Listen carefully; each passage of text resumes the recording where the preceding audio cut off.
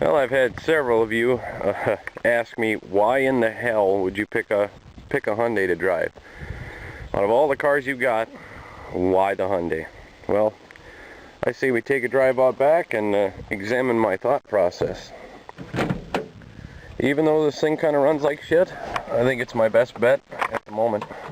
See, you like that? No door chime. Well, here were all my other options. And there's one tucked way back there. Well, we might as well go left to right and talk about why I didn't choose it.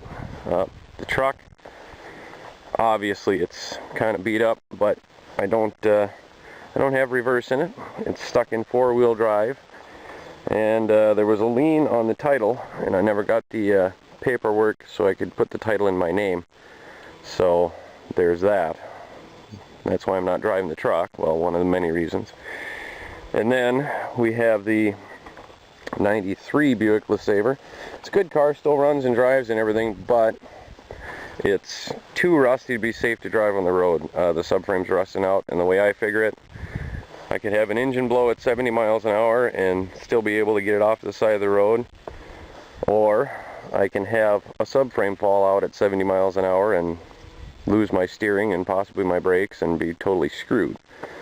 So this one's fine for around town, you know, don't take it over 45 type of stuff, but the way I gotta drive, I can't have subframe falling out. So that one's a no-go.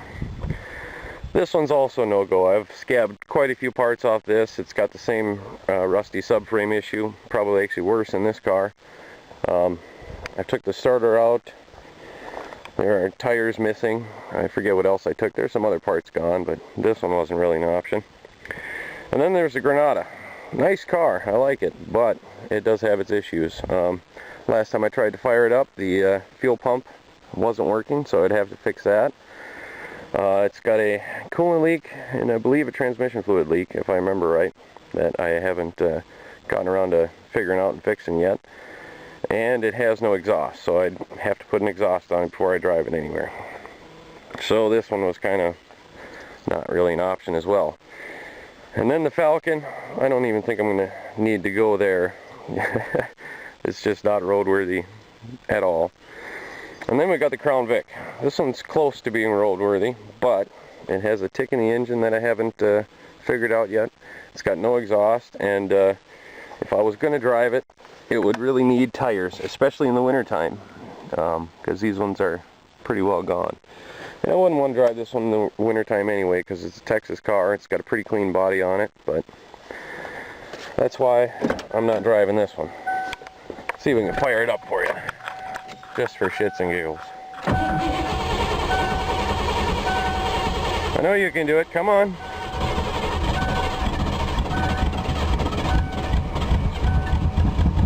There we go. There's that tick. But not driving this one. And then there is the Escort Wagon. It's not too bad of a car, but main problems with this are it sticks in fifth. Not really a big deal, probably just needs some manual transmission fluid. Needs to be topped off. Biggest issue here is the cooling fans don't kick on for some reason, so I'd have to fix that. And then when you fire it up, it smokes pretty good. So I don't know, the engine is questionable. It still runs okay, but it's questionable. On top of that, to get the title for this, I would have to talk to a friend of mine, who would have to talk to a friend of theirs, who would have to talk to a friend of theirs to get the title to me. And that's a lot of rigmarole. I don't even know if they still have the title, so that would kind of be a pain. Tires look good though. But that's why I chose a Hyundai over any of these cars. And why I chose the Hyundai rather than fix the Buick. Let me shut this beast off before I continue to talk. Rev her up a little bit. Flog that bitch. I'm out of gas too. You can't drive a car out of gas. But the reason I chose the Hyundai over fixing the Buick at this point is Buick transmission maybe run $300, $400, $500 depending on where you get it, and This car cost me $250. So I spent less money to buy a whole new car, and I can get it right away, have it done. I don't have to fix the Buick. I mean, you know, spend all that time replacing the transmission, buying a new transmission, la-di-da-di-da. And then at the end, when this thing finally does die, I can take it to the scrapyard and get close to what I paid for it. So, you know, I think this was an all-around better deal for right now, at least. I hope it lasts the winter, but that's neither here nor there. I've got to get down to my brother's house.